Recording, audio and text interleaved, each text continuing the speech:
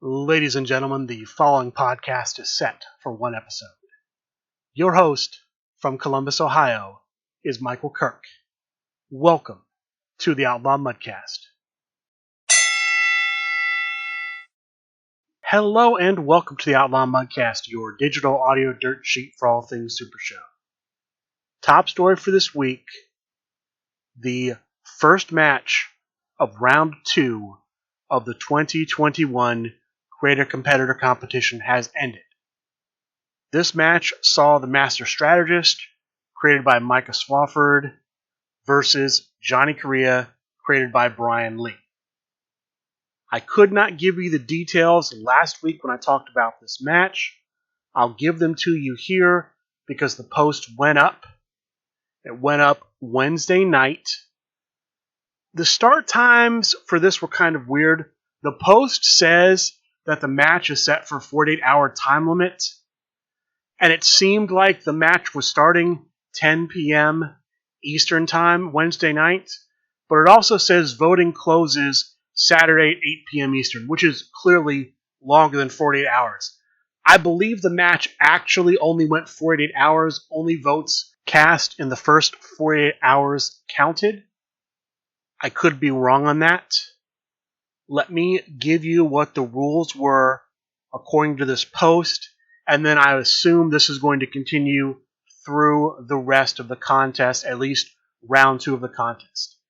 This is the Meme War round. You're going to comment in potentially 3 places. Facebook, the SRG Super Show discussion group, Twitter, the SRG Twitter, and Instagram, the SRG Instagram. In Facebook, you can comment up to 4 different things. You can comment a hashtag of the competitor you're voting for. There's a hashtag in the post for each of the 2 competitors. In this case, in the first match, for Micah Swafford's character, Master Strategist, the hashtag was hashtag Art of War.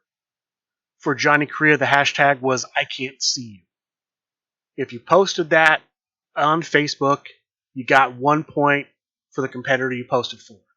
If you post a thematic GIF, that competitor earns 2 points. If you post a thematic meme, they earn 3 points. If you post a video, and the video has to be an original video featuring the commenter, so the person who's voting, if you post a video, you earn 4 points. So on Facebook, you can earn up to 10 points for the person you're voting for. On Instagram, if you comment on the SRG Instagram post with the hashtag, you earn that competitor 1 point. That's it. That's all you can do on Instagram, just a hashtag. Twitter, if you comment on the post with the hashtag of the competitor, you earn them 1 point.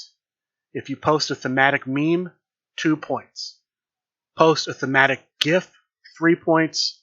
And if you post a video, it's 4 points. They swap the meme and the GIF on Twitter. So on Facebook, the GIF is 2 points, the meme is 3. On Twitter, the GIF is 3, the meme is 2. I'm surprised they did that. I don't know if that's a mistake. That'll be corrected later on, or if that will just stay that way throughout the contest. At least this round, I'm imagining that it will. But that's the way it's going for this Meme War round 2. Just looking at the Facebook thread itself, the Facebook post itself, looking at the comments, it looks like Johnny Correa is going to win this match and move on to round 3. I did not check Instagram or Twitter, but based on what I've seen in the past, Facebook is always where you get the most participation in the Meme War round. So I'm pretty confident based on Facebook saying Johnny Correa is going to move on to round 3. He's winning this first match. As far as who's going to be in match number 2, we don't know that yet. I assume that'll be announced next week on Talk of the Universe, next Wednesday. And then participants will have a week, and it'll go live the Wednesday after that. So as I'm recording this, it is May 22nd. I would then say The participants in match number 2 will be announced May 25th, and the match will go live June 1st. That's what makes the most sense to me. But that's the CCC. Next, let's talk about Origins Game Fair. Couple new things involving Origins Game Fair. Last week, I reported on the vaccination policy. To state this again, you must be fully vaccinated by May 24th. That is 2 weeks before the convention begins. May 24th is a Tuesday. 2 weeks from that is June 7th. The convention opens June 8th and runs through June 12th, Wednesday through Sunday. Fully vaccinated, as Origins Game Fair defines it, is either 1 dose of the Johnson & Johnson vaccine or 2 doses of the Moderna or Pfizer vaccine. You must provide proof of vaccination when you attend the convention. That is either your actual physical vaccination card, or you can show a photograph of your vaccination card. I'm assuming that's a photograph on your phone, on your cell phone. One of those 2 things needs to be shown when you go to Origins Game Fair. They have also revised the mask policy. This is not on the website. It's not yet posted. Last I looked, which was earlier today, on the Origins Game Fair website. It was in an email sent out to everyone who I guess is signed up, has put their email address on the Origins Game Fair website. Everyone in that case received that email. The mask policy is back. You must wear a mask in addition to the vaccination in every exclusive area of the convention, meaning any place where you would need to show your badge to get in, which is going to be all of the gaming halls, the dealer hall, all of those places you must wear a mask. Now, if you're out in the common areas, in the hallways, in the food court, any of those common areas, masking isn't required. It's only required in the hall. So any place where they would check your badge to get in, you have to have a mask to get into that place as well. That's the current mask policy and vaccination policy for Origins Game Fair. I wanted to get that out there because that's an update, because not everyone's aware of that. I saw somebody earlier today thinking that it was a mask or vaccination policy. That's not correct. It was a vaccination-only policy. It's been updated. The mask mandate has been reinstated. Now, Origins did announce on that email that the current COVID-19 policy, the mask and vaccination policy against COVID-19, that is the final Origins Game Fair policy. The policy will not change between the time that email went out and Origins Game Fair starting on June 8th. I have no reason to doubt that that is going to be the final COVID-19 policy, but who knows, it could change again. They do reserve the right to change the policy. The policy could change again. I'm just giving you the most up-to-date news. That's the most up-to-date news I have. Also, the events for Origins Game Fair have been released. There's been a change in events this year. Event registration opened Friday, by the way. I didn't mention that. Opened Friday. There's been a change to events. In the past, Origins events required an additional payment. This year, pretty much all of the events are included with your badge. There are some exceptions, but pretty much all the events are included with your badge. There are currently, last I looked, 6 events for Super Show the Game listed on the Origins Game Fair event registration website. 3 of those are Learn to Play Super Show the Game events. Let me give you the day and time of those as it appears on the Origins Game Fair website. The first is event number 3650, scheduled to take place Thursday at 1 p.m. It's scheduled for a half hour. I don't see anything where you have to provide your own materials. It is listed as a $0 event, meaning it is included with your badge. The next Learn to Play event is scheduled for Sunday at 12 p.m. That's noon. It's event number 4766. All the details I gave you for the first one are the same here. The last Learn to Play Super Show the Game event, and this is slightly out of order. This one's Friday at 12:30. It's event number 5761. Everything else is the same.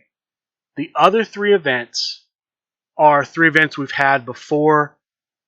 Thursday night, 5 p.m. start time, is going to be the Underworld Singles Tournament. No cost here. 3-game guarantee. It's event number 4769. There's more details. Check Origins Game Fair website for those details. Friday night, 5 p.m. start time, the Origins Tag Team Tournament. This is where a player and a player's partner will take on other two-man teams. The final tournament, that tournament, by the way, is event number 4768. The final tournament, the Origins Singles World Championship, Saturday night, 5 p.m., event number 4767. This is just another singles event. Also, 3-game guarantee. For those of you who've never played in Super Show events and conventions, usually the way this works, the way these events work, are the preliminary rounds are what they call bullet rounds. Meaning, they match you up, you play your match. The moment your match finishes, you go to the tournament organizer and they will pair you up as quickly as possible. Depending on how quickly your matches go, you could play through 7 matches in an hour. You could play through 2 matches in an hour and a half. It just depends on how fast your matches go. After all of the bullet rounds, there'll be a top cut. The number of players in the event will determine both the number of bullet rounds and the number of players who make the top cut, as well as the records of the players. If it's 7 matches in the bullet round, all of the undefeateds will make it. 6-1s will more than likely make it. There could be a cut at 5-2, could be a cut at 4-3. It just depends on how the numbers work out. Then in the top cut, anything can kind of happen. Stipulations come into play, but eventually it will get down to a finals match. 2 players, usually under the main event stipulation, to win the convention tournament. The Underworld and the World Championship tournaments run like this usually. In the tag team tournaments, there's usually no stipulations, and it's just, team versus team, no triple threat matches, no triad matches, where you have multiple tag teams. It's usually just tag team versus tag team to a finals. Now, I did not mention a trios tournament. I did not mention a tornado tag tournament. Those may still happen, but they are not officially listed on the website. There's also something I've heard about that's actually on the Gen Con website. I haven't talked about those events yet. I'll probably wait till we get closer to Gen Con to talk about that. But there's something on the Gen Con that they've discussed doing at the Origins. It's a series of tournaments over 3 days. One, I believe at Gen Con it's one Thursday, one Friday, one Saturday. They may do something similar here. At Gen Con, they're scheduled to start at 2 in the afternoon and run from 2 to 5. We may see that at Origins as well. But basically, how well you do in one tournament affects things in the second tournament, affects things in the third tournament. You basically score points. Those points carry over. I don't have all the details about how that works. It's a new format they're doing for the first time.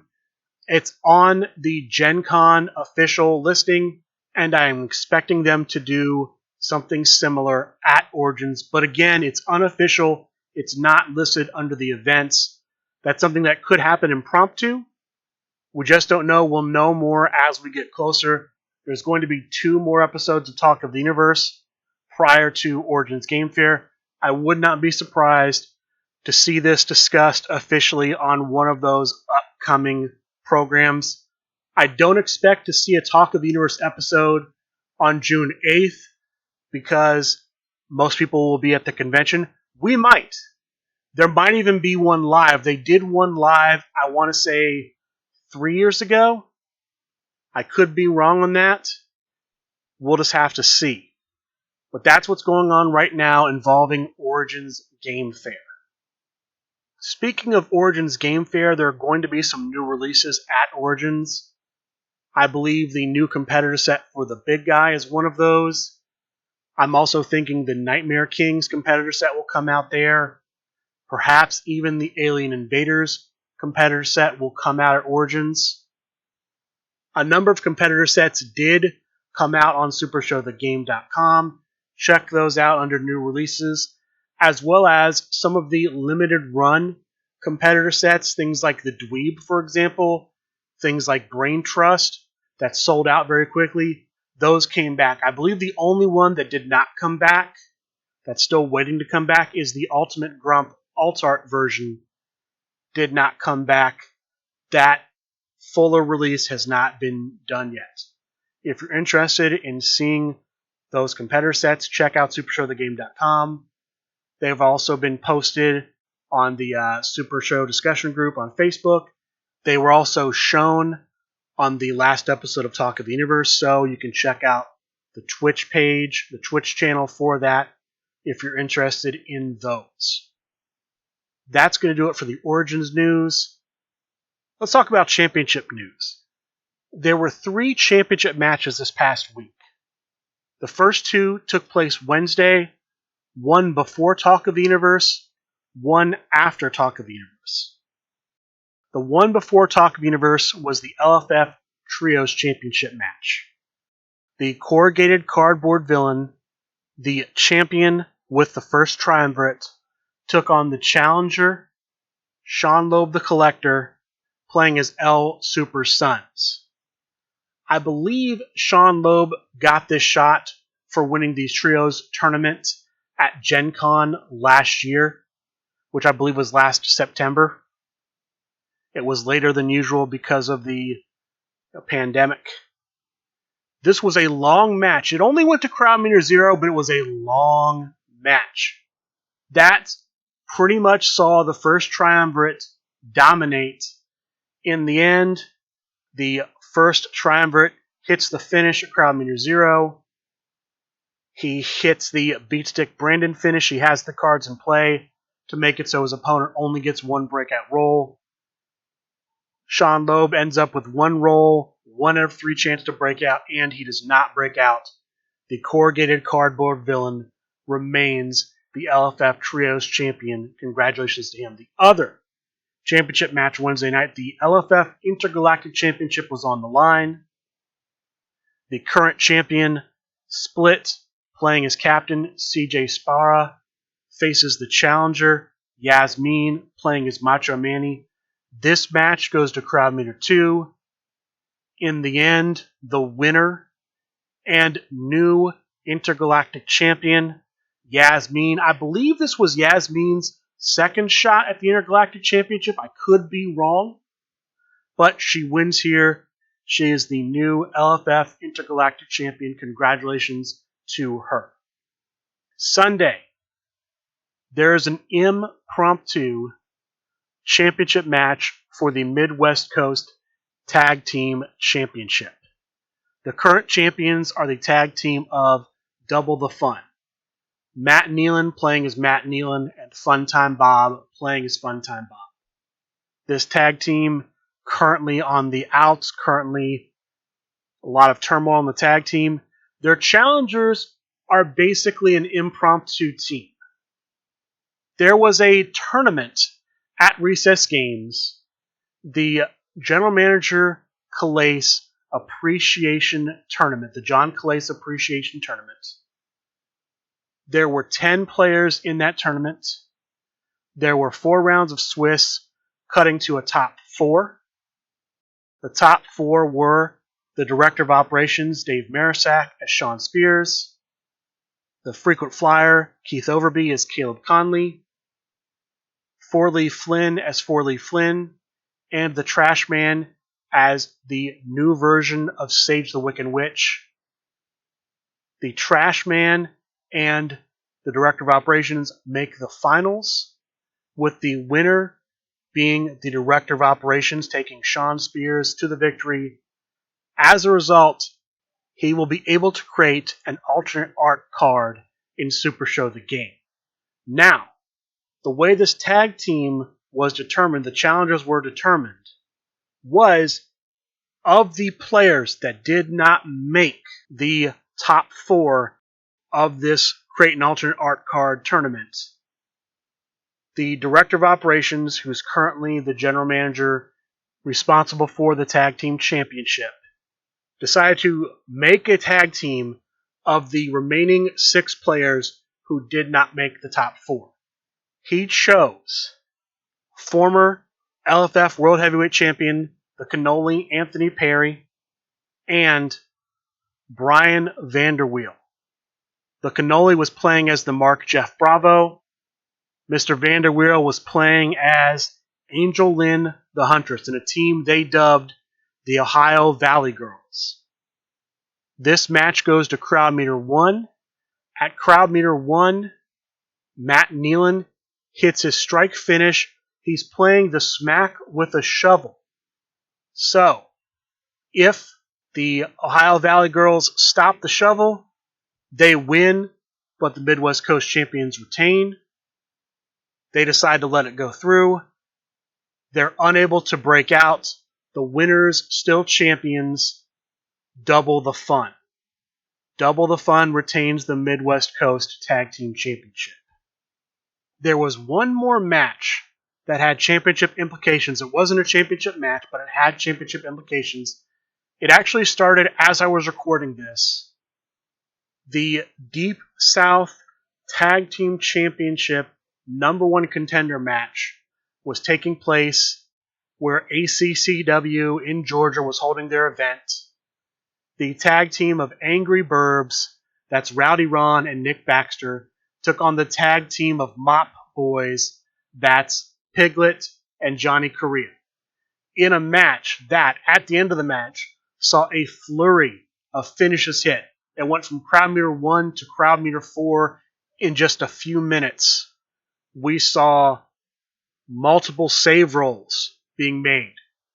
At Crowd Meter 3, Angry Burbs used rolling in with the ring general to get an additional breakout roll.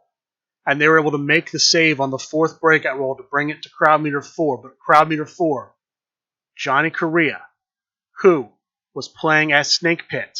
I didn't give this earlier. Johnny Correa, Snake Pit. Piglet, the Big Shot. Velvet Assassin was Nick Baxter's competitor. Mac Attack was Rowdy Ron's competitor. At Crowd Meter 4, Johnny Correa draws the Snake Bite, a card he'd hit earlier. At Crowd Meter 2, was able to recur it, get it back, draws it, hit it. I believe he rolls a 13. And the Angry Burbs cannot kick out.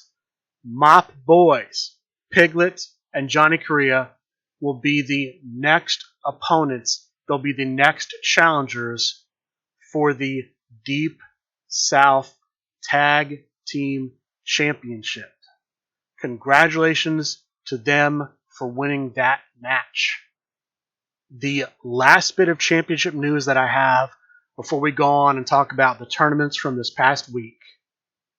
On the last episode of Talk of the Universe, the SRG boss Steve Resk unveiled brand new LFF Tri-State Tag Team Championship belts. With this unveiling, he announced that Ian Chambers, who had been the general manager of the LFF Tri-State Tag Team Division, is no longer that general manager. He has been relieved of his duties. In addition, the current LFF Tri-State Tag Team Champions have been stripped of the championship. The championship is currently vacant. I don't understand this decision. This decision does not make sense to me. But that's a decision that the SRG boss decided to make. Big Match Pete and Candyman, known as Humongously Sweet, are no longer the LFF Tri-State Tag Team Champions. The belt currently sits vacant. No idea who the next champions will be, what the plans are from the SRG boss regarding the championship. With that being said, let's talk about the tournaments from this past week. 3 tournaments that I'm aware of. The first Monday night, we have Monday night boss fights. In this tournament, there were 12 players. There were 3 groups, 4 players each. In the preliminary rounds, each player played the other 3 players in their group. Top 2 from each group advance. From what I can tell, the semifinal round in the top cut was a triad match. The 3 players in the triad matches were, in the first one, John Pulverino playing as the Zombie versus Jeremy Steigerwald playing as King Bjorn versus the Italian Bombata playing as Beat Stick Brandon. The other match saw Rowdy Ron, not sure who he was playing as, versus Jeffrey Fox playing as the Executioner versus the Judge Tim Riley playing as Will Ospreay. John Pulverino wins the first triad match. Jeffrey Fox wins the second. So John Pulverino faces Jeffrey Fox in the finals. No stipulation as far as I know. The winner of the Monday Night Boss fights, Jeffrey Fox as the Executioner. Congratulations to Jeffrey Fox for winning. Thursday night, we have Chibi's Thursday night fights. There were 18 players in this tournament, 2 groups of 5 players, 2 groups of 4. Everyone played the other players in their group. Top 2 from each group advanced, so there was a cut to a top 8. In the quarterfinal round, as far as I can tell, there were no stipulations through the quarterfinals. Same with the semifinals. Same with the finals. The top 4 end up being in 4th place, playing as AJ Styles, Alec Ventresca. In 3rd place, playing as Hold the Line Harry himself. The finalists were Loudmouth Leo Larynx, playing as Mysterious, and Matt Barone, playing as Jigsaw. The winner of Chibi's Thursday night fights, Loudmouth Leo Larynx. Congratulations to Loudmouth for this victory. It's been a while since I've seen him in a tournament, so I'm glad to see him take first place here. Congratulations to him. The final tournament from this week is a Tornado Tag Team Tournament from the Cheetah Friday night free event. I have no information on this event. I've reached out to the Cheetah. At the time of recording, I have no response from the Cheetah. I posted in the SRG Super Show discussion group. Nobody in the discussion group was able to give me any information. I checked other sources. I have no information about the Cheetah's event from Friday night. If possible, if I get the information, I may report on it next week. It will be out of date by the time we get to next week. As far as upcoming tournaments in Super Show the Game Online, as of right now, there is currently nothing listed on supershowthegame.com. But as always, I would recommend looking for something Monday night. There is usually a boss fights, a Dread Pirate tech support fight. There's usually Proving Ground, something like that Monday nights. Thursday nights, there's usually a Chibi's Thursday night fight or some type of Thursday event.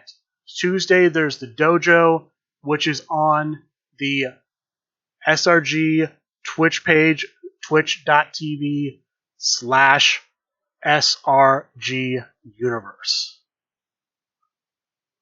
With that being said, that is going to do it for this week's episode of the Outlaw Mudcast.